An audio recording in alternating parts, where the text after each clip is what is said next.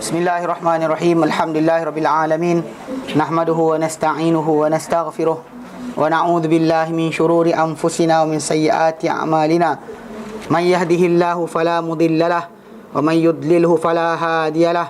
Asyhadu an la ilaha illallah wa asyhadu anna Muhammadan abduhu wa rasuluh. Allahumma salli ala Muhammad wa ala ali Muhammad kama sallaita ala Ibrahim wa ala ali Ibrahim wa barik ala Muhammad wa ala ali Muhammad kama barakta ala Ibrahim wa ala ali Ibrahim fil alamin innaka Hamidum Majid. Rabbi shrah li sadri wa yassir li amri wahlul 'uqdatam min lisani yafqahu qawli. Amma ba'd.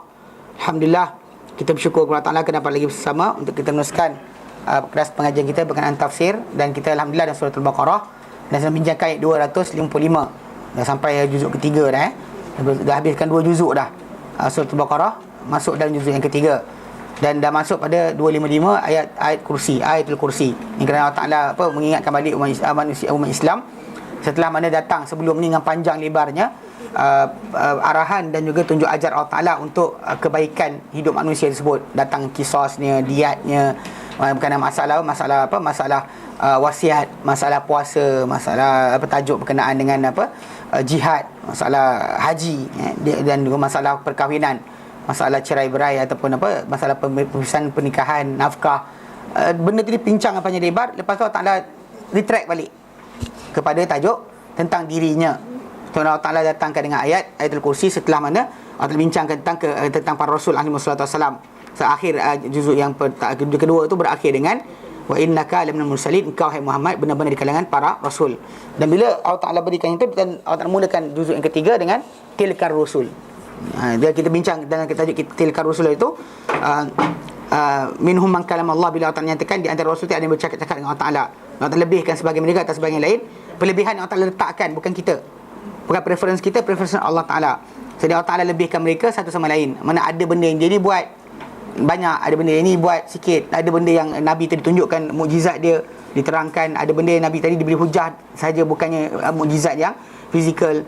Kalau macam kita terangkan hari itu, semua para anbiya pada dapat mukjizat, tapi kita direkodkan kepada kita mukjizat para anbiya tadi yang untuk bukan penyelamatan bukan penyelamatan mereka, tapi untuk mereka kata pada kaum mereka, ini aku utusan Tuhan, ini bukti aku. Nabi-nabi datang bawa benda macam tu hanya 4 je tunjukkan macam tu. Itu Nabi Saleh tunjukkan unta, dia kata hadhihi naqatullahi lakum ayah. Musa tongkat dan tangan dia ketika tunjukkan tangan bercahaya dan sebagainya, untuk tunjukkan bahawa itu adalah tanda-tanda kebesaran Allah Ta'ala ataupun tanda bukti dia utusan Tuhan. Kemudian yang ketiga Isa AS ketika dia hidup kehormati dan sebagainya.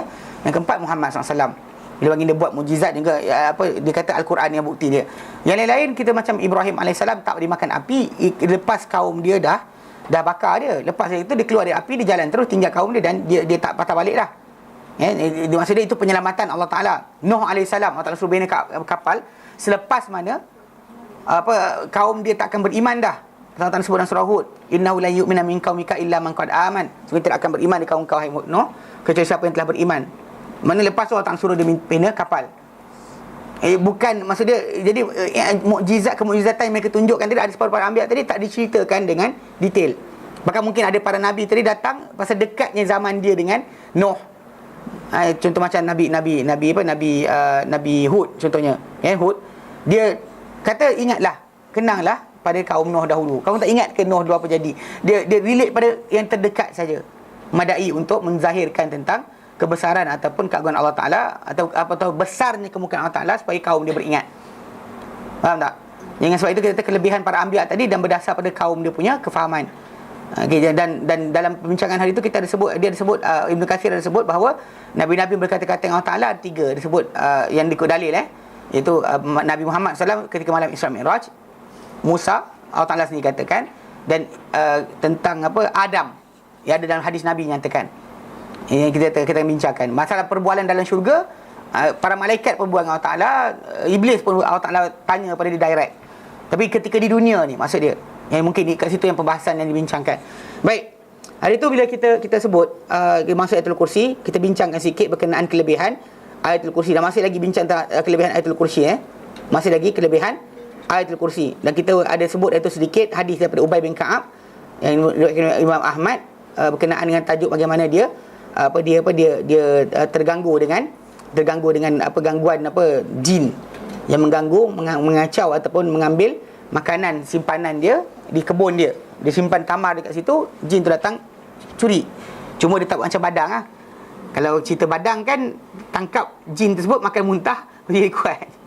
Yang Melayu kita kan cerita kan, jin tak curi ikan. Wallahu alam dia ambil idea macam mana. Tapi dalam kisah yang kita kata, kisah yang mana dalam kisah Ubay bin Ka'ab dan Musnad Ahmad ni, para ulama percanggahkan berkenaan dengan kesahihan hadis tersebut. Pasal yang sahih dalam Bukhari dan Muslim nanti kisah yang memang kita kata sanad dia tak ada masalah, jelas dan terang, adalah kisah berkenaan dengan tajuk Abu Hurairah dijaga tamar sedekah. Itu tajuk lain, nanti kita baca depan sikit. Cuma kisah Ubay ni dikedepankan dahulu. Dan mungkin kisah ni dia seorang nampak, orang lain tak nampak, dan tidak pelik. Ketika itu, pada hari itu saja, malam tersebut saja yang dia nampak, bukan hari-hari lain tiap hari dia nampak. Yang nanti kita kata pertembungkan kisah tersebut, kisah kita baca ni dengan kisah daripada ayat Quran, ayat surah Al-A'raf ayat 27. Allah Ta'ala nyatakan, ya bani Adam, wahai anak-anak Adam, la yaftinnakum syaitan, yang syaitan perdaya kamu, yang syaitan tipu kamu. Kama akhraja abawaykum minal jannah, macam syaitan keluarkan dua ibu bapa kamu daripada syurga. Yanzi'u anhuma, dia cabut daripada mereka berdua, libasahum, pakaian mereka berdua, li yuriyahuma, supaya diperlihat pada mereka berdua, sau'atimah, kemaluan mereka berdua. Kemudian Allah nyatakan, innahu, sebenarnya dia syaitan tu, yarakum, melihat kamu, huwa wa qabiluhu, dan kumpulan dia, min haitsu, dan keadaan la tarawna, kamu tak melihat mereka. Kita takkan nampak dia kecuali dia nampak kita, dan kadang kita nampak dia. Kalau kita nampak tadi, masalah dia penzahiran. Mana kalau dia muncul, semua orang nampak, tajuk lain. Kita sepakati macam tu. Pasal kalau dia menjelma, macam Jibril menjelma depan para sahabat, mengajarkan Islam, iman dan juga ihsan, kan? Betul lah, Islam, iman, ihsan. Kita balik, betul tak? Okey, jadi ketika Jibril mengajarkan, kan dia fizikal kan badan dia. Semua orang nampak, Umar nampak, sahabat nampak, Nabi nampak, semua nampak. So ketika macam tu, atau kisah ular yang berbunuh-bunuhan, seorang sahabat tu berbunuh dengan ular tadi, dia fizikalkan badan dia. So tak ada masalah untuk dia nampak. Dia fizikal pada bentuk yang Allah Ta'ala izinkan untuk mereka. Tu je. Konsep itu kena faham. Jangan kita kata macam, tapi macam mana kisah Ubay nampak jin tu, kita kata juga Ubay, ustaz-ustaz kita pun nampak jin juga. Tak boleh. Kisah dia terbalik. Kalau Ubay bin Ka'ab, kisah dia mengadu pada Nabi, kisah itu saja. Itu kalau dia bercanggahkan tentang kesahihan dia. Kalau kita kata sahih, maka kita kata dia nampak malam tersebut, bukan malam lain. Tak ada tiap hari dia nampak jin. Itu kan kerja kita. Baik. Jadi hadis kita berhenti pada tajuk hadis kedua, yang hadis Anas bin Malik, yang Nabi SAW nyatakan berkenaan dengan tajuk seorang lelaki bertanya kepada Rasulullah SAW. Rasulullah kata kepada dia, wahai fulan, kau dah kahwin ke? Dia kata tidak. Nabi kata, aku tak ada miliki benda yang untuk aku gunakan untuk berkahwin. Nabi kata, bukankah kau ada qul huwallahu ahad? Dia kata ada. Nabi kata, dia kata bala, ya ada. Nabi kata itu 1/4 Quran. Bukankah kau ada qul ya kafirun? Dia kata ya. Nabi kata itu 1/4 Quran. Bukankah kau ada iza zulzilatil ardu zilzalaha, kan, surah surah iza zulzilat? Dia kata ya. Nabi kata itu 1/4 Quran. Dan Nabi kata iza ja'a nasrullah, engkau ada? Dia kata ada. Nabi kata itu 1/4 Quran. Maksud dia, Nabi sebut benda tadi, surah-surah tadi, dia kata dia hafal, dan Nabi kata itu 1/4 Al-Quran. Maksud dengan itu boleh engkau berkahwin sebenarnya. Sebab dalam hadis yang lain pernah datang Nabi SAW mengahwinkan seorang sahabat dengan ayat Quran yang dia hafal. Mana dia manfaat. Macam kisah Musa AS, dia mahar tadi tak semestinya bentuk fizikal. Fizikal maksud barang, kan. Dia mesti boleh juga dengan perkhidmatan.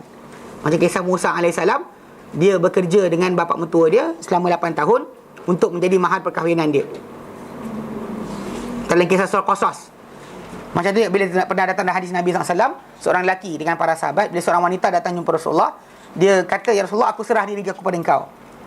Maksud dia, engkau nak kahwin aku boleh, kau kahwinkan aku dengan siapa pun boleh. So Nabi tengok dia atas bawah, macam ni palingkan muka. Bila palingkan muka, ada seorang sahabat, dia tahu Nabi tak nak. Dia kata, ya Rasulullah, kahwinkanlah diri dengan aku. Lepas tu Rasulullah kata, engkau ada apa? Dia kata, aku ada kain. Aku ada kain. Nabi kata, kau kalau kau bagi dia kain, kau nak pakai apa? Dia pun diam. Nabi kata, pergi cari. Dia kata, cari. Balik rumah cari. Carilah, dia cari. Benda tak ada benda nak bagi sebagai mahar. Dia kata, cari sekalipun cincin daripada besi. Iltamis walau khataman min hadid. Ni yang masyhur di lafaz, kan. Lafaz yang datang, walau satu cincin dari besi pun. Dia cari tak jumpa juga. Nabi kata, sinilah, apa kau ada di Quran? Dia bersebut aku ada surah sekian, surah sekian, surah sekian, surah sekian, surah sekian. Nabi kata pergilah, aku kahwin kalian berdua dengan apa yang kau ada daripada Al-Quran. Ajarkanlah dia. Mana dia ajar, perkhidmatan dia mengajarkan Quran tadi kepada isteri dia tadi menjadi ruang untuk dia menjadi, itu mahar perkahwinan mereka. Faham tak? Tapi yang ini juga menjadi hujah kepada orang yang kata tak apa minta upah untuk mengajar Quran. Walaupun ada hadis Nabi SAW yang lain yang Nabi kata pada Ubay, bila Ubay bin Ka'ab kan dia dia nak terima hadiah. Ada orang nak bagi hadiah pada dia kerana mengajarkan Quran. Tapi dia tak ambil lagi. Dia jumpa Rasulullah SAW dahulu, kemudian dia tanya Rasulullah kata, in akhaztahu akhazta qausan min nar. Kalau kau ambil busar tu, kau ambil satu busar di api neraka. Ini hujah bagi orang yang mengatakan mengajar Quran tak boleh ambil upah. Orang yang kata boleh ambil upah, dia gunakan hadis yang boleh jadi mahar. Boleh jadi mahar maksud dia mengganti nilaian. Itu masalah, kena faham tak konsep ni? So dia bila boleh menjadi upah untuk menjadi mahar, maksud dia boleh jadi untuk ambil upah bagi faham macam tu je. Okey, pasal boleh jadi mas kahwin. Boleh jadi mas kahwin. Okey. Cuma jadi Nabi kata 1/4 Quran. Jadi dan Nabi sebut pada semua surah-surah yang kita sebut tadi berakhir dengan Nabi kata engkau ada Allahu la ilaha illahu, kan itu ayatul kursi kan. Dia kata ya, Nabi kata itu 1/4 Quran. Maksud dia bila kata-kata Nabi macam tu berakhir gitu kita berhenti tu. Berakhir itu maksud dia Nabi letakkan surah-surah tadi 1/4 tapi datang pada ayatul kursi dia sendiri adalah 1/4 Al-Quran. Maksud pengertian dia sebenarnya. Bukan maksud dia mungkin ataupun mungkin pahala ganjaran dia. Tapi bukannya maksud dia mewakili separuh atau 1/4 Quran secara fizikal. Kisah ya. Contoh macam qul huwallahu ahad. Mana mengenai Allah Taala, ayatul kursi mengenai Allah Taala, dia akan merangkumi 1/4 Quran. Wa dzikrullahil kafirun, maksudnya pendirian umat Islam kata orang kafir 1/4 Quran. Itu yang boleh kena dengan maksud pengertian. Tapi kalau untuk physically tidak. Baik, sambung hari ini. Dan telah meriwayatkan Imam Ahmad daripada Abi Dzar Al-Ghifari radhiyallahu anhu qala, beliau berkata, ataitun nabiyya sallallahu alaihi wasallam, aku datang kepada Nabi sallallahu alaihi wasallam wa huwa fil masjidi, ketika baginda berada dalam masjid. Fajalastu, aku pun duduk. Faqala, lalu baginda bersabda, ya Aba Dzar, hei Aba Dzar, hal sallaita, kau dah sembahyang belum? Qala la, dia kata tidak. Qala kum fasalli, bangun dan solatlah. Qala, berkata Abu Dzar, faqumtu fasallaitu thumma jalastu, dia kata aku pun bangun, aku pun solat, lalu kemudian aku pun duduk. Ini dalil kepada bagi siapa yang menekankan bahawa solat tahiyatul masjid atau solat 2 rakaat sebelum duduk dalam masjid adalah mesti. Sebab Nabi SAW dalam beberapa occasion Nabi suruh orang tu yang dah duduk bangun balik solat. Ada satu dan riwayat yang lain datang ketika hari Jumaat, Nabi tengah berkhutbah, seorang lelaki datang duduk. Nabi kata, ya fulan hal sallaita, fulan kau dah sembahyang belum? Dia kata belum. Dia kata bangun solat. Kisah Abu Dzar macam tu juga. Itu pasal datang hadis yang lain, Nabi kata man idza dakhala ahadukumul masjidah, bermaksud seorang kamu dalam masjid, fala yajlis, janganlah dia duduk hatta yarka' rak'atain, sehingga dia solat 2 rakaat. Bila dia masuk seorang kamu dalam masjid, jangan dia duduk. Kefahaman dia kalau tak nak duduk, berdiri tak apa, tak ada hal. Guling-guling lah, boleh jalan kan sampai lengur kaki, tak ada hal. Tapi kalau dia kata nak duduk, sila solat dahulu. Dan bahkan itu yang berkata tawaf di masjid, yang berkata solat di Baitullah, maksud dia lepas tawaf orang tu boleh terus duduk kalau dia nak. Tak payah solat sunat maksud dia berhak untuk duduk dah lepas dia tawaf di Baitullah. Penyamaan bagi tajuk solat tawaf itu sebagai solat bagi masuk masjid. Pada dia adalah pendahuluan bagi masuk masjid. Jadi kalau dah tawaf tak payah dah solat. Solat sunat tawaf tadi kalau buat tak buat pun tak apa, tapi kalau dia kata kalau tak buat pun orang tu boleh duduk dalam masjid. Faham Jadi ini pasal Nabi suruh dia bangun, Abu Dzar bangun. Dia kata dia pun bangun solat. Thumma jalastu, aku pun duduk. Kemudian aku pun duduk. Faqala, lalu baginda bersabda, ya Aba Dzar, wahai Abu Dzar, ta'awwadz billah min syarri syayatinil insi wal jin. Mintalah perlindungan, berlindunglah dengan Allah daripada kejahatan syaitan-syaitan manusia dan syaitan-syaitan jin. Qala, berkata Abu Dzar, qultu, aku berkata, ya Rasulullah, wahai Rasulullah, awalil insi syayatin, adakah manusia pun ada syaitan? Kan syaitan-syaitan, kan bayang syaitan kan. Sebab dalam Quran Karim sebenarnya bila Allah Ta'ala sebut syaitan, normally keseluruhannya datang untuk syaitan-syaitan jin. Sebab yang pertama dipanggil syaitan adalah iblis. Tahu kan? Tahu tak tahu? Angguk ni macam jeling separuh, angguk separuh ni pasal. Okey, tak di sini. Okey. Dia kan dalam surah suratul Baqarah, bila kita perhatikan, bila start ayat 30. Ayat ke-30 kan, 30, 31, 32, 34, 35, 36, 37. Dalam ayat berkenaan, kan dalam kisah tersebut, dia start dari ayat 30.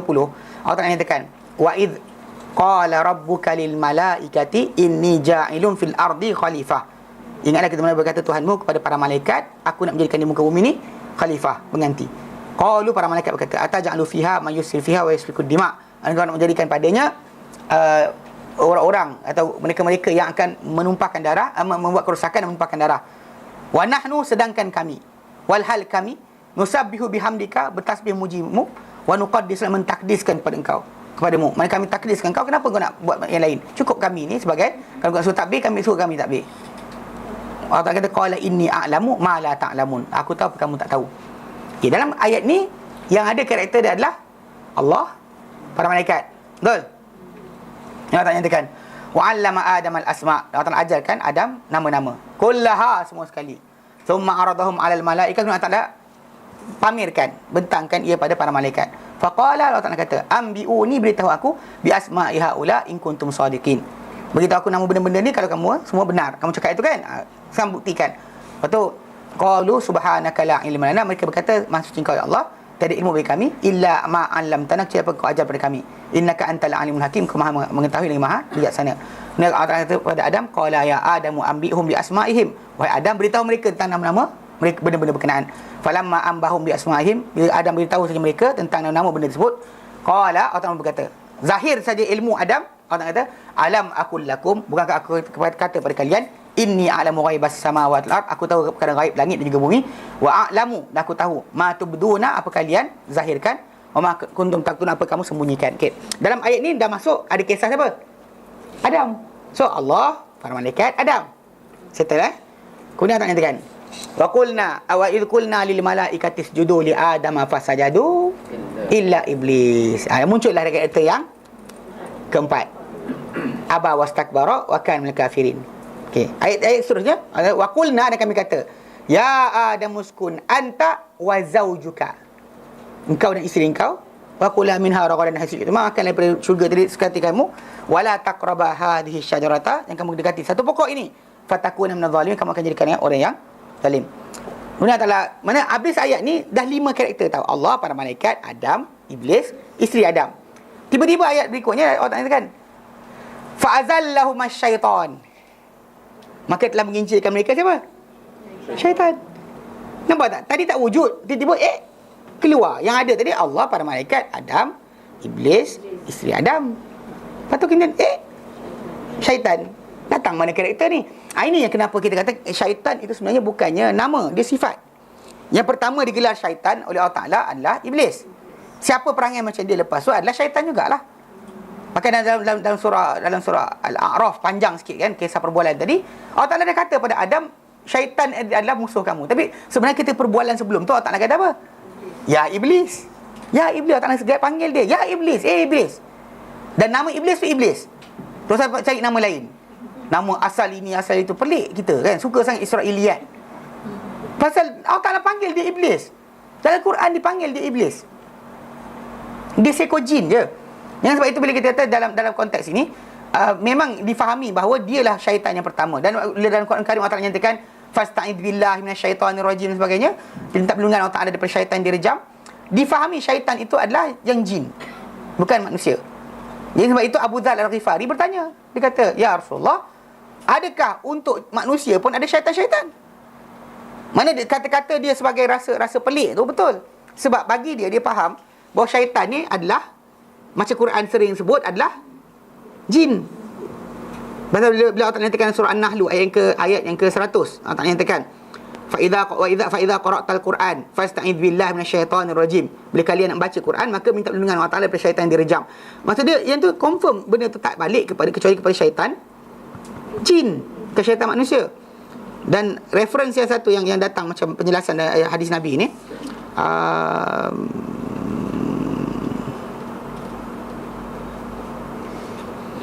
surah Al-An'am 112.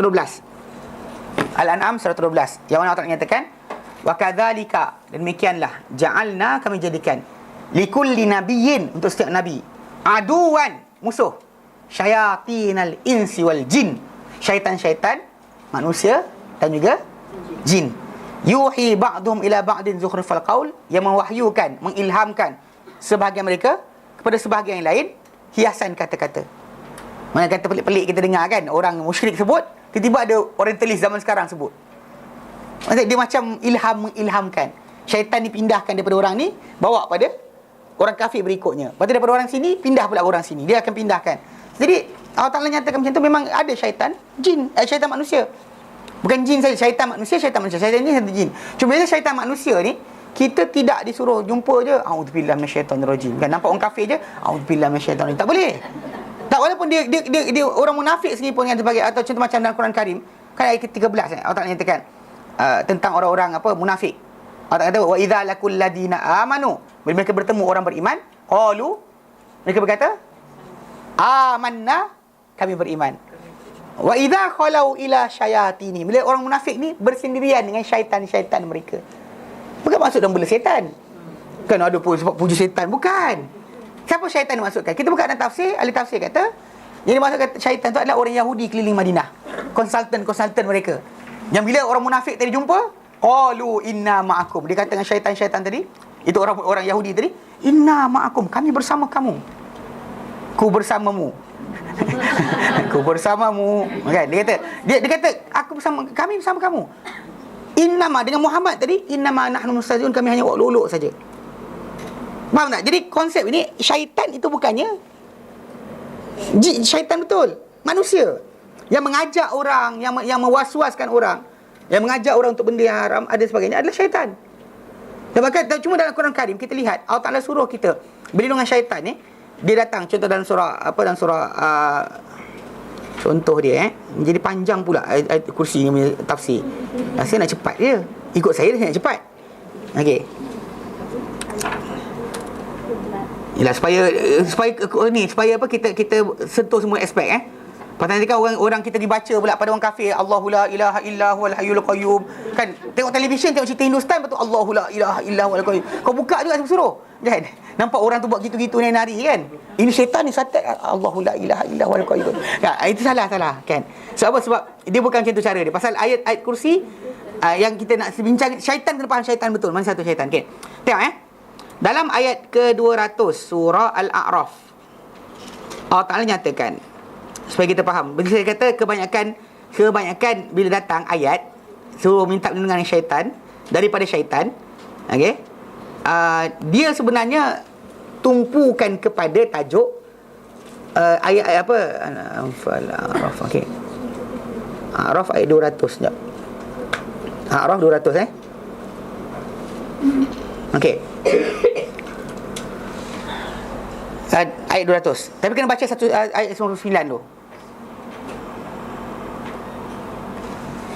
Okey, ayat 198 atau 198. Okay. Supaya kita nampak beza syaitan manusia, syaitan jin. Bila suruh minta perlindungan daripada syaitan jin, bukan syaitan manusia. Sebab Allah nyatakan, a'udzubillahi minasyaitonirrajim, wa in tad'uhum ilal huda la yasma'u. Dan jika engkau, hai Muhammad, seru mereka kepada petunjuk, tidak mereka dengar. Wa tarahum yanzuruna ilaika wa hum la yubsirun. Kau lihat mereka pandang pada engkau, tapi mereka tidak apa? Melihat sebenarnya. Mereka pandang pada Rasulullah SAW, tapi tidak apa? Melihat. Macam Rasulullah ada, macam tak ada. Dia macam miraj, macam apa yang bercakap tak guna, cakap tak ada masuk langsung. Tapi Allah Ta'ala kata apa pada Nabi? Khudil afwa, ambillah kemaafan. Mana berilah kemaafan. Wa'mur bil urfi, mana perintahkanlah, arahkanlah dengan benda yang baik. Wa'arid anil jahilin, berpalinglah engkau daripada orang yang jahil. Patut tak kata, wa imma yanzaghannaka minasyaitani nazghun, dan sekiranya membisikkan kepada engkau daripada syaitan nazghun, sebarang bisikan, fasta'idillah, minta perlindungan dengan Allah, innahu sami'un alim, sebenarnya dia maha mendengar lagi maha mengetahui. Okey, pegang ni ayat 200 A'raf. Kemudian surah Fussilat, surah Mukminun lah. Kita ambil satu persatu Dia ada 4 ayat sampai 3 je. Yang An-Nahl 100 kita ambil. Dalam ayat surah Al-Mu'minun, ayat yang ke-98, 99,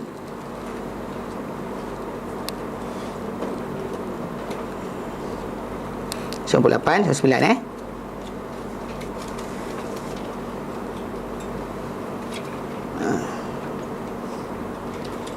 okey. 96 95 okey okey. 96 sampai 98. Allah nak nyatakan. Allah nak nyatakan idfa billati hi ahsanu sayyi'ah. Balaslah billati hi ahsan dengan yang baik, dengan yang ia terbaik. It is the best. Kepada apa? As-sayyi'ah, kepada yang buruk. Jadi kalau orang buat buruk pada kau, buatlah benda baik. Bayar tak? Kan orang impit kereta kita, terima kasih, jalanlah. Kan tengah-tengah highway orang impit kan. Orang impit buat tak pandang ke, buat tak pandang kan. Kan kita macam kan. Mana ada nak sabar. Okey. Apa stres nak bawa kereta tengah-tengah KL. Allah tak kata idfa billati. Cuma yang ini jangan bawa kisah pada stres. Ini bawa pada masalah Nabi SAW dihadap ke baginda perbuatan jahat di kalangan orang-orang musyrik. Kan? Idfa billati ahsanu sayyi'ah, balaslah dengan yang baik. Ialah yang terbaik. Be a better person. Kan bukan balas balik, tak, buat baik. Kepada as-sayyi'ah, benda buruk yang mereka buat. Engkau marah tapi nahnu a'lamu bima yasifun, kami lebih tahu begini apa yang mereka sifatkan. Diorang kata kau gila, engkau sihir, engkau nak sekian, kami lagi tahu apa benda macam lagi. Engkau dengar separuh je, lagi banyak diorang cerita sebenarnya. Tak kata macam tu. Mana banyak kami lebih tahu tentang apa mereka ceritakan, apa mereka sifatkan tentang kau, kami lebih tahu. Dan bila nak bawa baik ni payah kan? Allah kata waqul, dan katakanlah Rabbi, Tuhanku, a'udzubika min hamazatis syayatin, aku berlindung denganmu daripada bisikan-bisikan syaitan. Wa a'udzubika Rabbi, dan aku berlindung denganmu wahai Tuhanku, ayyahdurun, daripada mereka hadir kepadaku, menghadiri. Jangan mereka hadir kepadaku, aku berlindung dengan kau daripada mereka menghadiri daku. So jadi maksud dia Allah Ta'ala suruh Nabi minta, walaupun sebenarnya Nabi SAW tak datang bisikan syaitan, pegang tu Nabi tidak sekali-kali boleh dibisikkan pada baginda sebarang bisikan dari syaitan. Kalau Allah Ta'ala jaga baginda daripada sebarang tersebut. Dan bahkan Qarin Nabi SAW masuk Islam. Ini beza Ini kena letak pada orang lain. Siapa bukan Nabi, dengar. Tak, pasal zaman kita kan ada orang dia rasa dia dah bagus sangat. Dia zikir seni lah. Zikir dia sampai sini. Bukan sampai sini, sampai sini. Kan? Jadi dia rasakan tak ada ruang dah, dia kata syaitan boleh masuk. Ini kita kata apa? Overconfident. Kan? Overconfident sangat sampai dia rasa syaitan takkan kacau saya. Sebab saya dah zikir. Zikir sini. Bukan zikir sini je. Zikir sini. Kan? Seluruh tempat zikir. Mana syaitan nak masuk tak boleh. Macam, ish. Kan? Dekat sini ada zikir. Sini. Kan? Faham tak? Kan pasal orang Melayu tarikat kan ada zikir urat, zikir saraf, zikir kulit. Tak tahu. Yang tak tahu. Yang tak tahu. Orang Taman Tun banyak tak tahu. Dengan Kota Damansara sama aje. Kan saya cerita bab benda pelik-pelik kan, benda bab persilatan Melayu kan. Semua macam ada ke dia tengahnya. Saya macam orang Melayu ke tidak ni kan. Semua ni lama dah orang tahu. Contoh macam ni lah zikir tarikat ni kan. Dia ada zikir urat, zikir tulang, zikir saraf, zikir bulu, semua zikir dia ada. Seriously, saya tak bohong. Kalau tanya dengan orang tu kata, orang tak tahu. Hanya orang yang arif saja tahu, dia kata. Ini pasal dia kata alasan tak cover terus. Tak nak bagi syaitan masuk. Kan? Tak nak syaitan masuk. Kita panggil apa? Theoretically macam best. Tapi salah. Salah, kumpul okay, jadi ayat ni Allah Ta'ala kata, walaupun Allah Ta'ala tuju pada Nabi, ia untuk kita, bukan untuk Nabi. Allah Ta'ala suruh kan, balas pada buruk tu benda baik. Arahan pada Nabi asalnya. Tapi memang Nabi orang macam tu. Orang buat jahat, Nabi balas baik. Tanpa disuruh pun Nabi akan buat macam tu. Tapi akan datang bisikan syaitan, maka Allah Ta'ala kata fasta'iz billah. Waqul a'udzubika rabbi a'udzubika min hamazati syayatin wa a'udzubika rabbi an yahdurun. Okey, ini ayat surah Al-Mu'minun. Fussilat 34 36. Okey. Dalam ayat ini pula Allah tak nyatakan. Ni nak confirmkan masalah ni. Tak tahu bila nak lintas balik kan. Kalau nak baca Ayatul Kursi kan nanti orang kita baca kursi kepada apa? Kepada apa? Kepada orang masalah juga. Ni kena terangkan betul ni. Okey. 34 36. Ni saya hafal benda ni sebab saya ngajar tafsir maudhu'i, dan tafsir maudhu'i tu dia kumpulkan semua sekali bab ni. Dan siapa belajar tafsir tafsir Ibn Katsir pun muqaddimah dia cerita bab ni. Ini bukannya idea macam ustaz ni pandainya dia baca semua sekali Quran, tak. Ini nukilkan saja, ya. Allah Taala nyatakan 34 36. Wala tastawil hasanatu walas sayyi'ah. Dan tidak samalah keburukan itu, kebaikan itu, dan tidak juga sama dengan keburukan. Mana kebaikan tak sama dengan keburukan. Kebaikan, keelokan tak sama dengan keburukan. Dan Allah Taala kata, idfa billati ahsan. Balaslah dengan yang lebih baik. Be a better person, jangan balas buruk. Mana orang curi kereta awak, jangan curi kereta orang. Orang curi sipar awak, curi sipar orang. Orang potong lane awak, potong lane orang. Ketika jalan raya kan. Jangan buat macam tu. Balas yang lebih baik, maksud dia, ya. Kalau kamu buat macam tu, fa idzal ladzi bainaka wa bainahu adawah, maka tiba-tiba di antara engkau dengan orang yang dia ni ada permusuhan. Tiba-tiba ka'annahu waliyun hamim, tiba-tiba dia menjadi apa? Pelindung yang sangat-sangat penyayang. He will be your protector. Bila kita lepaskan dia, dia pun pandang kita, dia juga jaga kita pula. Allah tak kata apa? Tapi benda ni payah. Maka Allah kata wa ma yulaqaha illa alladhina sabaru, dan tak boleh menerimanya kecuali orang-orang yang sabar. Wa ma yulaqaha, dan tak boleh menerimanya illa dzu hazzin azim, kecuali orang yang punya habuan yang besar. Di mana? Hari akhirat nanti. Allah kata wa imma yanzaghannaka minasyaitani nazghun, dan juga menghasut engkau daripada syaitan sebarang bisikan. Membisik pada engkau syaitan kepada engkau sebarang bisikan. Fasta'iz billah, minta perlindungan dengan Allah Ta'ala. Innahu huwas sami'ul alim, sebenarnya dia maha mendengar lagi maha mengetahui. Okay, baik. Tolak yang ayat surah An-Nahl 100 yang tak suruh isti'adzah ketika baca Quran. Okey, 3 yang tempat tadi Al-A'raf 200, Al-Mu'minun 96 dengan apa Fussilat 34 36. 3 tempat ni tadi Allah Ta'ala suruh balas baik pada benda yang buruk. Dan Nabi SAW biasa orang buat jahat pada dia siapa? Yang buat jahat pada Nabi? Musyrik, Yahudi. Apa tak? Orang yang macam tu Allah Ta'ala kata fa'fu khudil afwa, ambillah kemaafan. Maksud take pemaafan, jangan ambil pembalasan. Ambil pemaafan. Mana buat pemaafan, tak apa, let go. Balas baik. Okey. Ibn Katsir kata, bincangkan ayat. Dia kata ayat ini 3 ayat tak ada keempat untuknya. There's no fourth untuk dia, yang mana Allah Ta'ala suruh untuk kita dalam perkara ni buat baik pada syaitan manusia. Pasal yang buat jahat pada Nabi adalah syaitan. Okey, tapi Nabi suruh buat baik pada Allah Ta'ala, buat baik pada syaitan manusia. Tapi bila syaitan jin, jangan pergi diplomasi. Dan syaitan manusia betul, diplomasi. Ajak dia sembang, minum kopi, bagi air, kan? Senyum-senyum, kan?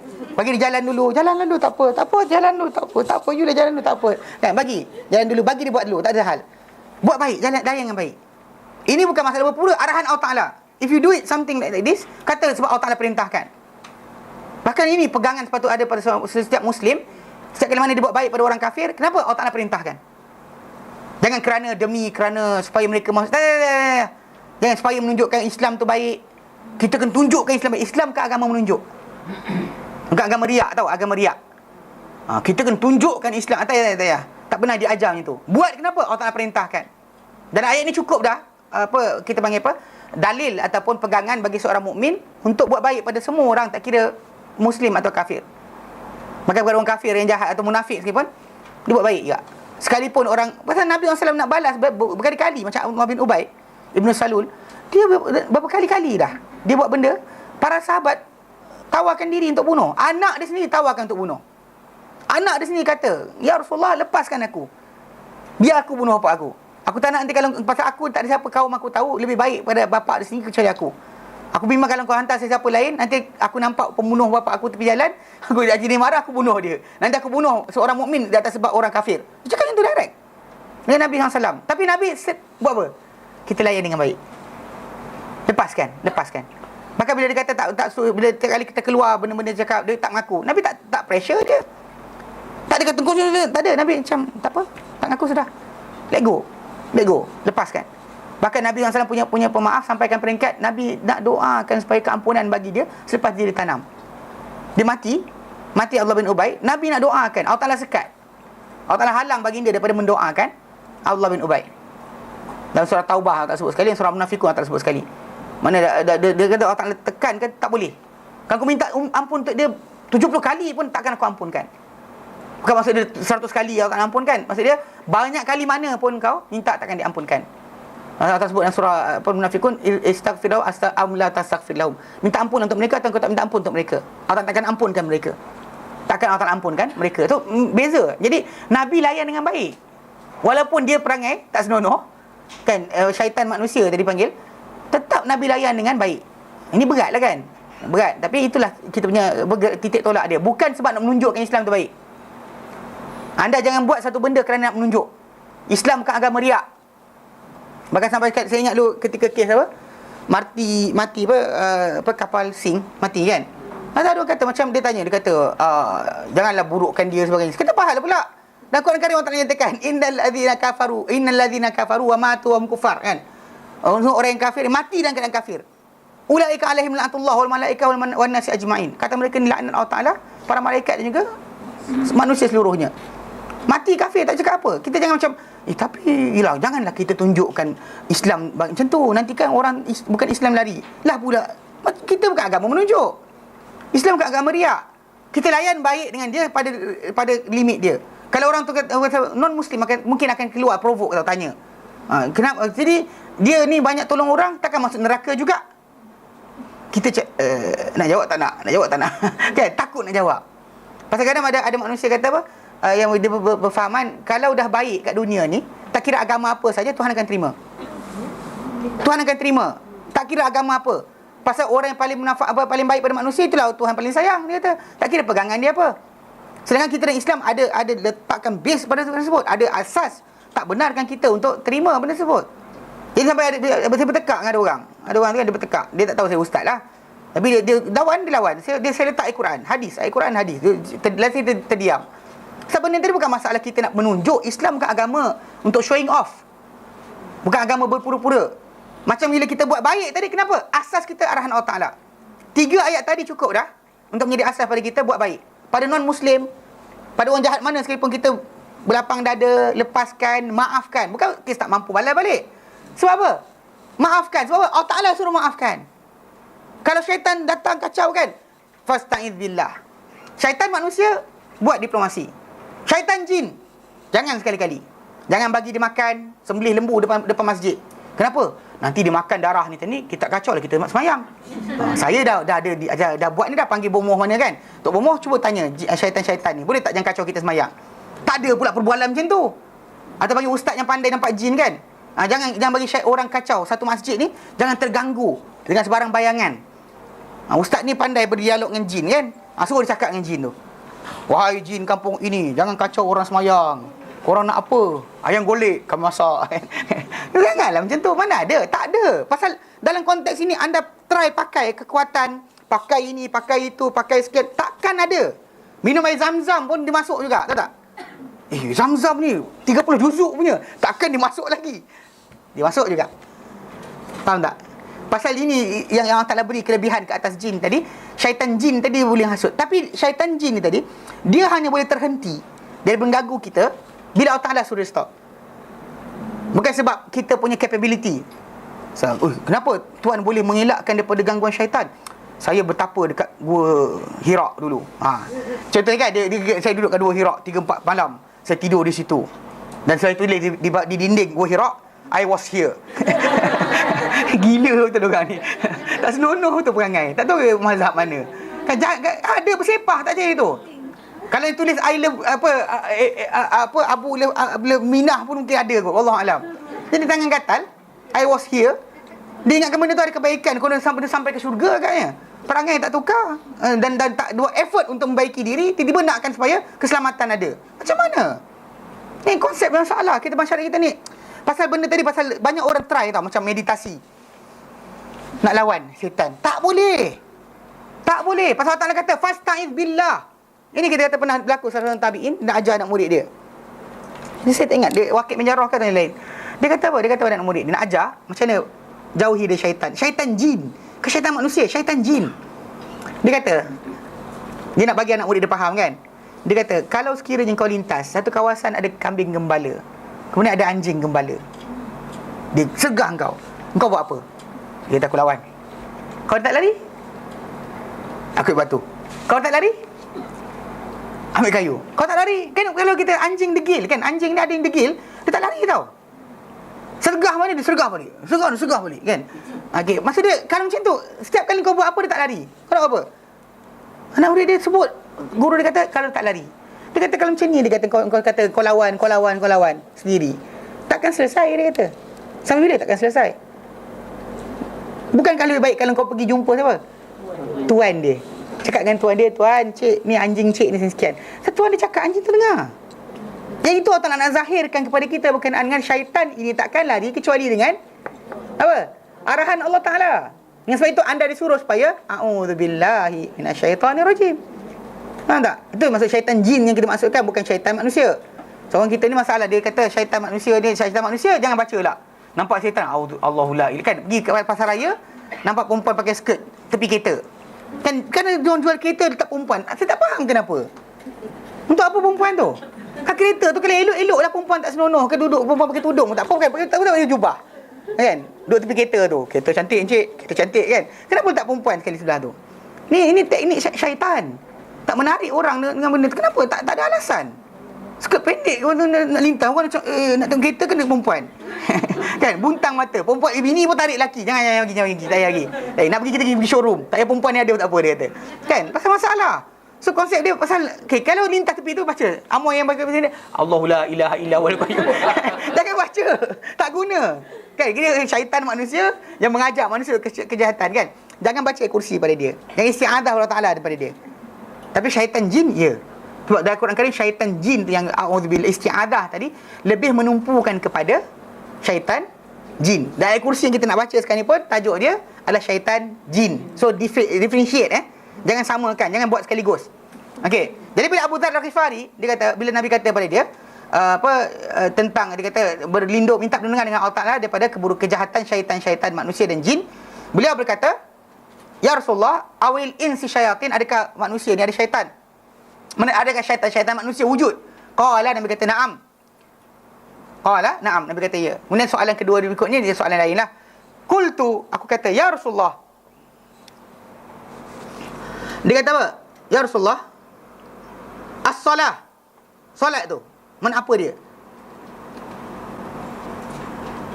Nabi kata, "Khairu mawdu'in." Sebaik-baik tajuk. Mana sebaik benda adalah solat. "Man syaa aqalla." Barang siapa nak, buatlah sikit, tak ada hal. "Wa man syaa aktsara." Barang siapa nak buat, banyaklah. Pasal tu para sahabat Nabi SAW, kita kata, diorang banyak solat. Kita zaman kita tak banyak solat. Banyak benda lain kan. Yalah, maksudnya sibuk kan. Banyak benda nak buat. Kan, nak nyanyi lagi, nak sekian lagi. Okay. Tak boleh tidak. Ustaz Adli mesti sebut benda tu kan. Sungguh pun, masalahnya habis masa kat situ je. Okay, jadi sebaik-baik tajuk dan juga siapa-siapa nak banyakkanlah dan sedikitkanlah dan siapa nak banyakkanlah, tak ada masalah. Ni bagi solat sunat maksud dia.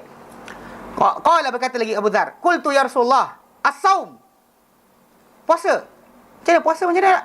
Qala fardun mujzi' wa indallahil mazid. Mana fardu tu dah mencukupi dan Allah Taala ada lebih lagi.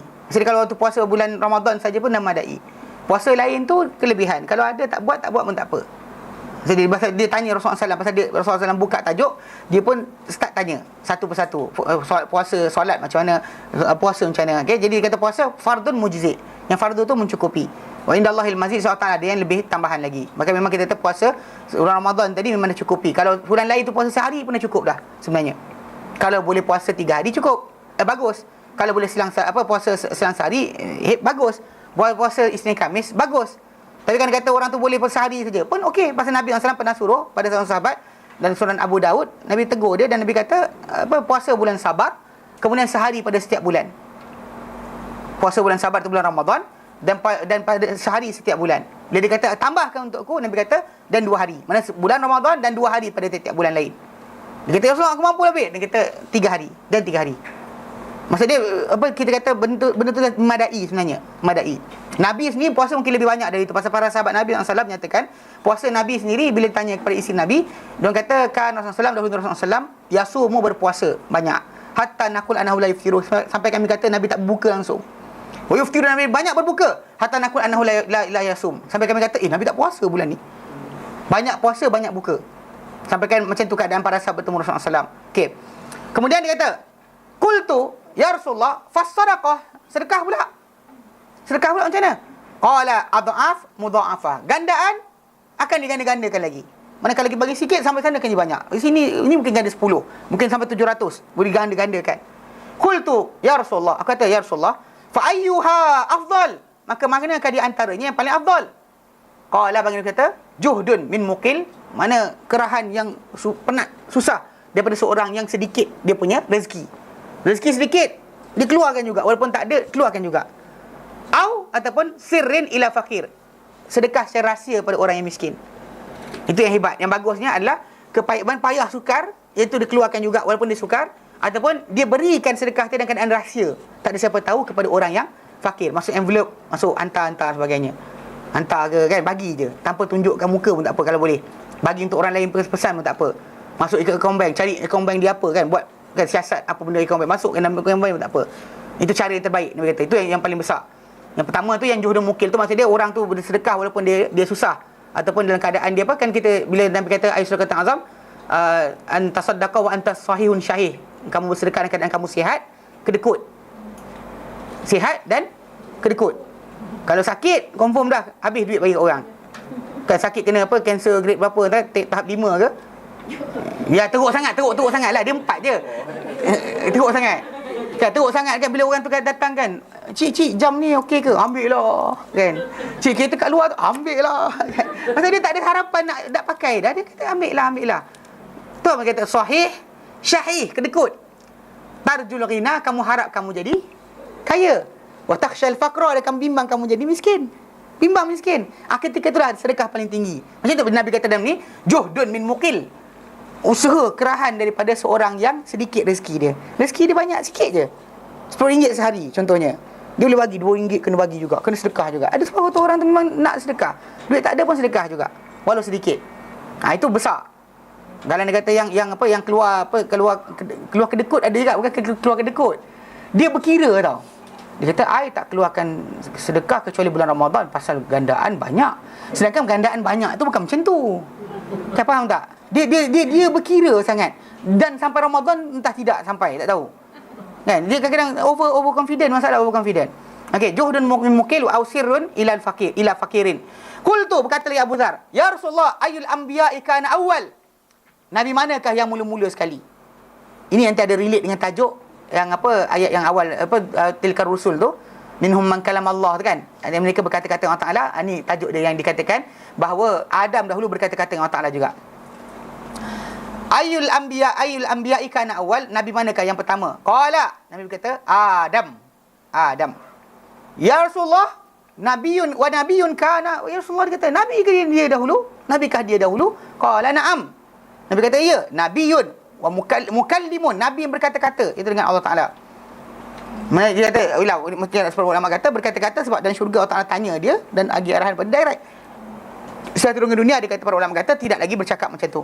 Tapi mana pernah berkata-kata dengan Allah Taala. Macam Musa AS, dia berkata dengan Allah Taala selepas dia dapat wahyu. Sebelum dia dapat wahyu, dia tak berkata-kata Allah Taala direct.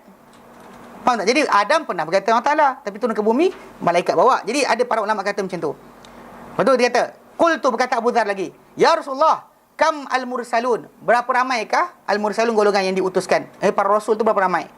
Qala, bagi dia kata, 300 wa bid'ata asyar. Mana 300 dan belas. Mana lebih daripada 10, antara 3 sampai 17. Mana 13 sampai 17 sampai 19. Mana lebih kurang macam tu. Mana 310 lebih. Bid'ah tu dalam 3 sampai 10. Mungkin 13, 14, 15. Macam bila dalam hadis Nabi kata, al-imanu bid'un wa sab'una syu'bah. Iman itu 60 lebih cabang. Maksudnya 60 lebih tadi mungkin 63, 64, 65. Okey. Jadi kata apa? Dia kata 300 lebih. Jumman ghafira, mana himpunan yang ramai. Dan berkata Nabi dalam hadis yang lain, 15, mana 315 orang. Okey. 315 orang. Maksudnya soalan tu ditanya dan Nabi jawab. Dan tapi kita Allah Taala kata pada Nabi SAW, minhum man qasasna alaik, ada kalangan para rasul tadi kami cerita pada engkau, wa minhum lam naqsus alaik, ada yang kami tak cerita pada engkau. Maksudnya anda tak boleh cari pun sebenarnya. Pasal bagi umat Islam ni kadang ada yang over nak mengkaji. To do research bagus. Tapi kalau tidak berkaitan dengan menambahkan ketakwaan, tak payah buang masa. Abu Talib kalau kata benda berkenaan, perlukan kepada kita mengorek sumber-sumber orang-orang bukan Islam. Walaupun kita kata ahli kitab, ahli kitab, tapi Nabi ajar kita supaya kalau mereka kata apa-apa pada kita, jangan kita percaya, jangan kita tolak. Maksudnya adanya apa pernyataan dalam kitab Taurat atau Injil yang dikatakan orang-orang Yahudi dan Nasrani sekarang, ada macam tak ada. Tak boleh kita clarify, tak boleh kita nak deny. So duduk dia diam macam tu je. Ada macam tak ada. Pasal diorang pun kena tukar syariat. Tidak kekal pada syariat mereka. So zaman sekarang ni kita tengok ada satu rajah besar kan dikeluarkan. Adam anak dia berapa orang, kemudian keturunan ini, kemudian sekian.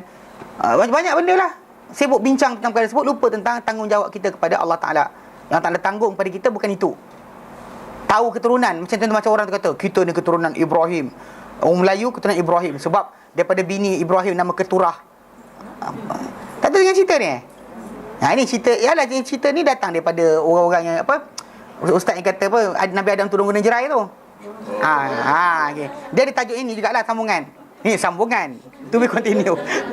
Sebenarnya saya buka satu website. Website ni website orang tak ngaji apa benda pun. Dia cerita konspirasi ni, kita ni Melayu, bahkan dia ada kata Melayu ni adalah satu daripada kabilah sesat daripada Bani Israel yang kan dia ada 12 descendant, ada 2 hilang. Kita antaranya, dia kata. La ilaha illallah. Dia katalah Yahudi takut pada kita lah, kita ada sekian-sekian tu sebab kenapa Yahudi ni kaitlah kapal terbang lah dengan itu dengan ini sebagainya. Ini semua ngarut. Sebab dalam konteks asal kan, kita ni keturunan Nabi mana dan sebagainya, kemuliaan kita atas takwa. Tak guna tahu kita ni keturunan Ibrahim tapi tak takwa. Sebab Bani Israel tu keturunan Ibrahim direct, tapi Allah Ta'ala laknat berapa kali dalam Quran. Bahkan Allah Ta'ala Nabi mereka laknat. Keturunan tak memberikan peranan apa. Sibuk nak tahu tengok kita sekian, orang Melayu ada sekian, kayu kita dihantar untuk buat kapal bla bla kan. Tak ada kerja lain. Tak apa hal. Kan nak pergi mana? Kan the question is nak pergi mana? Pasal macam Yusuf Qaradawi dalam kitab dia ada satu dia nukilkan syair. Dia kata apa? Laisa syababu man qala kana abi. Bukanlah pemuda tu. Kan orang yang pemuda ni, yang disebut pemuda ni kan. Syabab dalam bahasa laisa syabab man qala kana abi. Bukanlah pemuda tu orang yang kata bapa aku dulu, atuk aku dulu, nenek aku dulu, nyang aku dulu. Bukan. Walakin syabab, tapi pemuda tu man qala, siapa yang berkata ha anadha, ni aku ni sekarang. Akulah sekarang. Mana maksud dia apa yang anda buat? Sibuk pergi nyek macam lepas.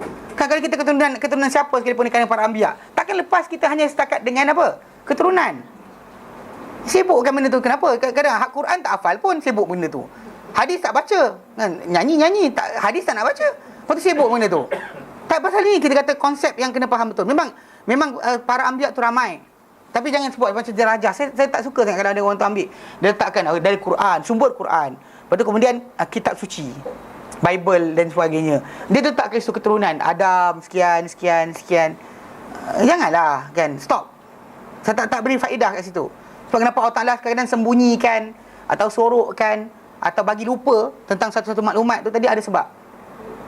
Kan Allah Ta'ala tahu kenapa. Bahkan kalau Al-Quran sendiri pun, Quran tu sendiri, ayat Al-Quran sendiri Allah Ta'ala lupakan ataupun nasahkan kerana Allah Ta'ala berikan lebih baik atau seumpamanya. Contohnya masalah maklumat tadi, kalau penting untuk membentuk syakhsiah umat Islam, dan Allah Ta'ala berikan. So kita dah ada Islam sebagai kebanggaan kita. Sifat Melayu kita tu satu benda. Tapi kalau masalah Islam tak terjaga, jaga Melayu saya tak guna pun. So kemuliaan kita adalah kemuliaan Islam. Arab pun takkan mulia tanpa kecuali dengan Islam. Arab yang mana dalam keluarga mereka ada Nabi punya keturunan sekalipun, takkan dapat kemuliaan kecuali dengan kepatuhan kepada Allah Ta'ala. Macam juga Bani Israel begitu juga. Tidak dapat kemuliaan anak-anak Yaqub tu kecuali dengan kepatuhan kepada perintah Allah Ta'ala. Bukan dengan masalah sebutan tentang para keturunan dan sebagainya. Kita adalah hebat dan sebagainya, ini sekian sebagainya, mengarut. Okey. Baik. Okey. Lepas tu dia kata apa? Qultu, lepas Nabi terang tentang bilangan Rasul, dia kata qultu, berkata Abu Dzar, ya Rasulullah, wa Rasulullah, ayu mana unzila alaika azam. Apakah yang diturunkan? Apakah yang diturunkan kepada engkau? Azam, lebih besar, yang paling besar, paling hebat. Qala, Nabi kata ayatul kursi. Ayatul kursi. Allahu la ilaha illa huwal hayyul qayyum. Allah tiada Tuhan melainkan Dia yang maha hidup lagi maha berterusan mentadbir. So jadi Nabi kata itulah ayat paling besar. Maksudnya soalan Abu Dzar dijawab Rasulullah SAW dengan perkara tersebut. Jelas? Okey. Kalau mereka Imam Ahmad daripada Abi Ayyub Al-Ansari, daripada Abu Ayyub Ansari bahawa dia dahulu pada satu kawasan tempat simpanan tamar dia. Sahwah tu tempat simpanan tamar. Sahwah fathin sin mumalah sukunul ha. Sahwah tokoh raga ataupun apa pada apa ataupun dia satu tempat, satu macam kita panggil, kalau orang Melayu ada kepuk kepuk padi, ada orang ada bekas juga tempat simpan tamar. Jadi Abu Ayyub Ansari di kisah yang saya sebut tadi lah, dia kata Abu Ayyub Ansari, dia kata dalam hadis ni daripada Abu Ayyub Ansari, dia bahawa dia dahulu berada pada satu tempat simpanan tamar baginya, dan telah Ghaul ni dikata jin yang kacau orang. Jin yang kacau orang datang lalu akan mengambil tamar dia. Lalu dia mengadukan ia kepada Nabi SAW. Lalu Nabi SAW bersabda, fa idza ra'aitaha, bila kau datang nampak dia, faqul bismillah, sebutlah bismillah, ajibi Rasulullah, sahutlah engkau kepada Rasulullah. Sahutlah engkau kepada Rasulullah. Maksudnya dia sebut macam tu pada dia. Tu saya kata masalah hadis ni dipercanggahkan ke dengan sahihan dia. Okey. Berkata Abu Ayyub Al-Ansari, faja'at, maka datanglah Ghaul tersebut. Okey. Lalu dia datang kepada benda tersebut. Dia katalah benda dia. Lalu dia kata pada benda tersebut, ajibi Rasulullah, sahutlah atau jawablah kepada Rasulullah. Lalu dia pun ambil Ghaul tersebut. Okey. Dan kemudian bila dapat tangkap dia. Lalu dia kata pada benda itu berkata pada dia, sungguh aku takkan kembali. Aku takkan datang balik dah lepas ni. Lalu dia pun lepaskan, Abu Ayyub Ansari lepaskan. Lalu datang kali kedua. Lalu dia berkata bila jumpa Rasulullah SAW, dia lepaskan. Lalu bila jumpa Rasulullah SAW, Rasul kata apa? Ma fa'ala asiruka. Apa yang tawanan kau buat? Dia kata aku tangkap dia. Lalu dia kata aku takkan kembali. Nabi kata dia akan balik. Dia akan datang balik. Lalu dia pun datanglah, tangkap lagi. Dia sebut bismillah, ajibi Rasulillah, sahutlah engkau kepada Rasulullah. Lalu ditangkap pula kali kedua. Jangan kali kedua, Rasulullah SAW benda tu kata aku takkan balik dah. Dia lepaskan, besok pagi jumpa pula Rasulullah SAW tanya. Jadi benda tu berlaku 2-3 kali. Tiap kali dia kata pada benda berkenaan dapat tangkap, kemudian lepaskan balik. Okey. Lalu dia kata Nabi kata fa'ma fa'ala asiruka, apa tawanan kau buat? Dia kata aqastuha. Dia kata aku takkan balik. Okey, betul. Nabi kata dia akan balik semula. Lalu satu kali tu dia tangkap. Kali tu dia tangkap tu dia kata benda tu dia tak nak lepaskan benda tersebut. Lalu dia kata lepaskanlah aku dan aku akan ajarkan kau sesuatu yang kau sebut dia, maka takkan datang kepada kau satu benda pun. Nothing will come near you. Mana maksud dia di kalangan makhluk-makhluk macam ni. Dia kata ayatul kursi, ayat kursi. Lalu dia datang Abu Ayyub Ansari jumpa Rasulullah SAW dan dia beritahu Rasulullah SAW apa yang Ghaul tu cakap. Hantu tu cakap lah. Kalau orang Melayu kita terjemah hantu lah. Okey. Dia kata orang kita terjemah hantu. Jadi saya terangkan. Orang kampung Arab kata apa? Dia berkata dia kata sadaqat wa hiya kadhub. Dia cakap benar sedangkan dia pembohong besar. Betul. Ayat kursi tu akan melindungi kau. Okey. Sedangkan dalam kisah ni banyak benda lah. Pasal antaranya dia mula cerita pada Nabi suruh buat benda lain. Tak suruh pergi pada ayatul kursi terus. Bahkan dia kena datang pula pada jin tu cakap, barulah Nabi clarify. Ini masalah juga. So kenapa ada para ulama tolak benda ni? Bahkan ada yang letakkan dia sebagai, macam Imam Sayuti kata, dia maudhu'. Hadis ni maudhu'. Cuma kita percanggahan lah. Ada kata ya, ada kata tidak. Wallahu alam. Tapi yang penting kita akan tengok nanti pada hadis Abu Hurairah yang lebih jelas, lebih terang makna dia. Dan Tirmizi kata hadis ni hasanul gharib. So jalan periwayatan dia satu saja. Ghaul ni dalam bahasa Arab, ghaul, ghin waw lam, dalam bahasa Arab adalah jin yang menjelma pada waktu malam, kacau orang sebagainya. Tapi lah orang kita panggil hantu. Orang kita panggil hantu, tak ada benda pun, ngarut je kan. Bahkan para sahabat Nabi saya tangkap lagi. Tak payah dibomoh pun dia tangkap hantu. Ikut belajar orang Melayu kita kan, dia kena belajar tu kan, betapa dulu ada perjanjian, ada mentera. Nabi ajar dia bismillah ajibi Rasulillah. Bismillah ajibi Rasulillah. Jangan buat kerja ni. Saya tak suruh awak kerja, tuan-tuan sekalian jadi tukang tangkap hantu. Jangan pergilah. Saya dah belajar, Ustaz Adli ajar baru ni. Nabi kata bismillah ajibi Rasulillah. Haji Noh pula lepas ni orang datang perbuatan Islam. Jangan ada. Kan benda ni dipercanggahkan kesahihan dia. Cuma masalah ni kat sini kita kata lafaz sebut berakhir dengan ditangkap dan berakhir. Tapi kisah Abu Hurairah lebih jelas dan nyata sebenarnya. Ini yang dibawa oleh Ibnu Katsir kan sebagai penambahan untuk kita bincangkan macam mana ayatul kursi tadi punya kelebihan. Okey. Dan kemudian berkata Ibnu Katsir, jadi yang dikata Ghaul tadi macam itulah, bentuk lafaz dia bukannya lain. Bukan, maksud dia orang Arab sering nampak dia sebagai yang mengacau, sesatkan jalan, kacau makanan dan sebagainya. Dia bukan macam gigit tengkuk. Orang Arab pun tak ada hantu gigit tengkuk. Orang Melayu kita je ada kan, vampire, Dracula sebagainya, pontianak gigit. Macam orang Arab tak ada. Dia biasa benda tu kan, yang disebut jin tadi akan sesatkan orang tu, tak jumpa jalan dan sebagainya. Itu je. Ambil barang makanan dia, walaupun ikut logiknya dia tak boleh makan pun. Dia tak boleh makan macam tu pasal dia makan buangan kita. Kita makan, kita buang, kita makan jatuh dan sebagainya, baru dikutip di situ. Dia tak boleh makan direct. Dia tidak berjenuh kita tiap hari plastik plastik bomak kan, plastik setan kan atas pokok mana ada. Pasal dia tak boleh fizikal, pasal benda tadi macam Allah janjikan untuk mereka ni makanan lebihan manusia. Kita makan, kita buang baru dia kutip. Kan kita terang itu. Sebab bila dia minta pulut kuning, kita bagi pulut dia boleh masak. Kan kalau pemoh tu kata hantu ni tengah mengamuk, kita kena bagi pulut kuning. Soalan, kalau bagi pulut, bagi kunyit, suruh masak sendiri, masak tak? Tak masak kan? Pernah dengar? Kalau dia kata ayam panggang 3 ekor, bagi ayam hidup, letak ketika tepi pokok dia, takkan masak ayam tu. Pasal tak ada capability pada jin ni tadi untuk masak.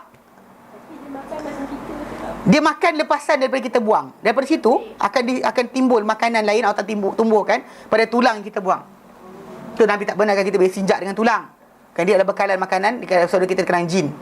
So itu Allah Ta'ala rendahkan kedudukan mereka macam tu sekali. Sebab kenapa mereka tak ada tarah bukit, buat bangunan sebagainya. Pada kisah Sulaiman, sementara saja Sulaiman punya mukjizat. Lepas Sulaiman tak ada, stop. Tak ada lagi untuk mereka peluang untuk buat kerja tadi. Tuan-tuan tak pernah berniaga dengan setan dengan jin. Kan jin jual sekian, tuan-tuan bagi tulang. 5 tan tulang, 100 kilo emas kata. Kan mana ada. Jin makan kutip dia, apa kita buang dia kutip. Bahkan dia ada makhluk dia sendiri, binatang sendiri, tapi yang banyaknya kadang kita buang baru dia makan. Tak boleh. Bahkan binatang belaan jin pun makan buangan binatang kita. Binatang kita bila lembu, kambing buang air, buang najis tadi akan jadi makanan kepada jin pula punya binatang. Dia makan situ juga. So jadi tak ada kelebihan dekat situ. So sebab apa kita kata kita ni dah lebih Allah Ta'ala muliakan, tapi still saya pelik bila ada orang takut. Lepas cerita orang cerita sangat. Ini sekian, takut hantu sekian. Padahal syurga neraka kita tak ada kaitan tajuk tersebut. Hantu gigit kita ke, kalau dia cucuk perut kita mati. Dia syahid. Dia tolak kita daripada bangunan, jatuh, syahid. Dia tolak bangunan kita, dia patahkan tiang, jatuh himpak kita, syahid.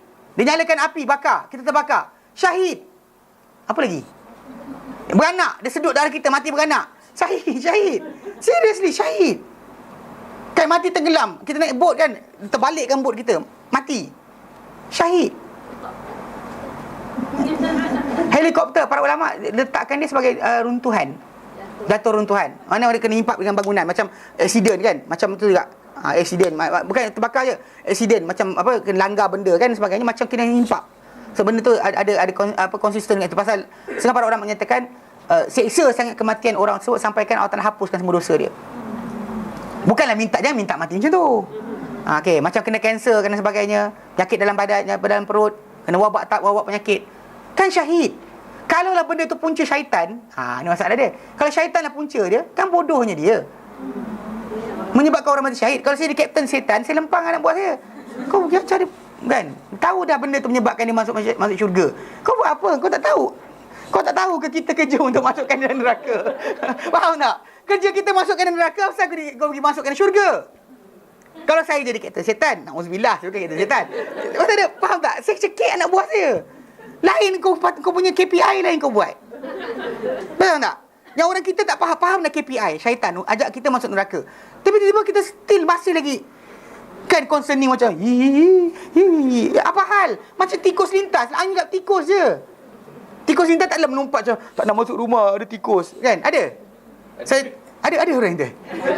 Okey, lipas lah. Tikus ni sangat, tikus besar sangat. Tikus besar, tikus gigit. Lipas kan? Dia macam pest Playing around, pusing-pusing kan, dia kacau sikit kursi ke, main pinggan mangkuk kat belakang ke, macam lipas lah. Kan lipas berak kat situ kan. Kan kita marah, tapi still tiahnya itu je dia buat. Bukan datang cekik kita, tengah malam aku cekik kau. Kan? Mana ada? Pasal KPI dia bukan itu. Kan dia lemaskan kita, mati, syahid. Pening kepala apa? Takut juga. Tapi saya takut kerana kan. Sebab tak nampak dia. Tak nampak. Sama. Kalau macam tu, bakteria kita tak nampak. Orang ni bosan. Cum. Tak lari pula gila-gila kan. Kawan tu datang kan. Orang nampak macam, dia penyakit lari. Fobia benda tak nampak. Kenapa? Pasal Allah Ta'ala bagi kelebihan pada dia itu je. Boleh bisikkan kita, boleh kacau kita dan sebagainya. Dan keadaan kita tak nampak. Tapi, limit di situ je. Makanan kita buang boleh makan. Level kucing, anjing je. Dengar kata boleh angkat istana kan. Tapi level makanan dia kucing anjing je. Kan? Tak percaya bagilah ayam seekor suruh jin sembelih. Siapa boleh tunjukkan jin kata jin telah sembelih ayam tu? Saya nak ni rekod kan. Tak ada sampai dalam sejarah. Kisah Sulaiman kat situ saja. Tak berlaku kepada orang lain dah. Stop situ. Yang kisah dia lain ni orang cerita macam-macam cerita. Nampak bayang-bayang, nampak sekian. Dia suka cerita cerita tu. Lepas tu dia bayangkan dalam mimpi dia. Dia kata benda tu betul. Masalah lah kat sini. Pasal Allah Ta'ala menafikan benda tersebut. Allah kata mereka melihat kamu dan kamu tidak melihat mereka. Stop situ. Jangan datang. Tapi ustaz saya kata, ustaz awak Nabi ke? Bukan. Let's stop situ. Pasal selagi tak boleh buang dipanggil jahiliah dalam pembelajaran. Mana tidak menggunakan panca indera, tak nak belajar. Quran dan hadis ada tak nak belajar. Bahkan siapa belajar mengenal jin, syaitan jin daripada konsep Quran dan sunnah, dia takkan takut. Siapa belajar dengan khurafat dan dongeng mesti takut. Dengan cerita ini, dengan cerita itu sebagainya. Kalau dia curi duit kita pun, seriously, tak tahu ke Allah Ta'ala akan ganti hari akhirat nanti? Tahu dah kan? Kan kita ada jaminan. Anything kita lost kat sini, Allah Ta'ala ganti di sana. Yang pening kepala kenapa? Mukmin, belajar saya. Tapi toyol datang ambil rumah saya punya duit. Apa hal lah saya kata, ilah. Kalau betul dia curi sekalipun, anda tak rugi apa-apa. Senyum je. Pasal apa? Gantian akhirat ada. Kenapa nak menggelupur macam panggil ustaz pergi jampi-jampi rumah? Kenapa? Kan baca Al-Baqarah sini malas. Kan baca Al-Baqarah siap angkat tangan. Ustaz, kalau pasang geset aci tak? Bagi je tu kan. Semua malas. Kenapa? Kan 2 jam lama. Hindustan 3 jam tak apa. Kan? Tengok cerita Hindustan, Korea lagi banyak. Sejam. 20 episod, 1 episod sejam ke 45 minit. Serius banyak gila. 3 hari kan. 3 hari straight non-stop. Mata buntang lepas tu kan. Ponting kelas. Kenapa tak sihat kan. Cerita Korea. Bahagia tau kan. Pasal faham kita tak kena dengan betul tau. Pasal dalam konsep ini Ayatul Kursi disebut kan. Tapi kemudaratan daripada jin sebenarnya pada kita amat sikit. Tapi sikit tadi kan, benda paling bahaya. Itu apa? Hasutan. Kita was-was kepada perintah Allah dan Rasulnya. Was-was panduan Allah dan Rasulnya. Itu bahaya. Bahkan dia boleh bahaya, dia boleh takutkan kita sampai kita tak tinggal, terlupa. Sebenarnya syurga neraka kita tak ada kaitan dengan benda tersebut. Kalau yang datang kacak lempang kita malaikat je. Takut aku malaikat akan lempang aku. Buatlah. Buat takut. Pasal malaikat Allah Ta'ala izinkan untuk menyiksa manusia. Ada malaikat yang Allah Ta'ala beri izin untuk siksa manusia. Bahkan sebahagian kaum terdahulu dimusnahkan dengan datangnya para malaikat. Macam Jibril AS kan, dia datang dia angkat perkampungan di mana kaum Lut terangkat. Terbalikkan, hempas. Ada yang Jibril buat itu pekik dia. Kan Jibril besar. Size dia besar. Pasal besar tak besar dia Nabi kata satu sayap dia gelap. Dia 600 sayap. Besar tak besar Jibril AS. Dia kata dia pekik je hancur. Dia mati. Barang-barang itu mati. Bayangkan macam tu sekali. Itu kena bimbang. Sebab lepas dari itu akan ada siksaan pula di alam barzah. Lepas tu akan jumpa mahsyar lagi teruk. Pasal yang ini tak ada benda pun. Pelik kalau orang belajar sunnah. Belajar Quran sunnah tapi takut jin. Pelik. Pasal bisikan jin tu dia betul-betul berkata-kata tak, dia lintasan hati kita. Alah, macam biasalah datang orang kan nak sedekah. First lintas macam kesian orang ni. Lepas tu tiba-tiba orang yang hantar makanan lembab. Tiba-tiba keluar. Orang tu datang balik lintas, dia kata, ini mesti sedikit. Tak payah bagi lah. Ada syaitan tu. Itu syaitan lah. Itu syaitan. Atau contoh macam kita buruk sangka dengan orang, dia gitu kecil je. Alah kadang-kadang pada suami pun. Suami buat je. Kan? Okey. Baik, berhenti sini. Sambung kemudian.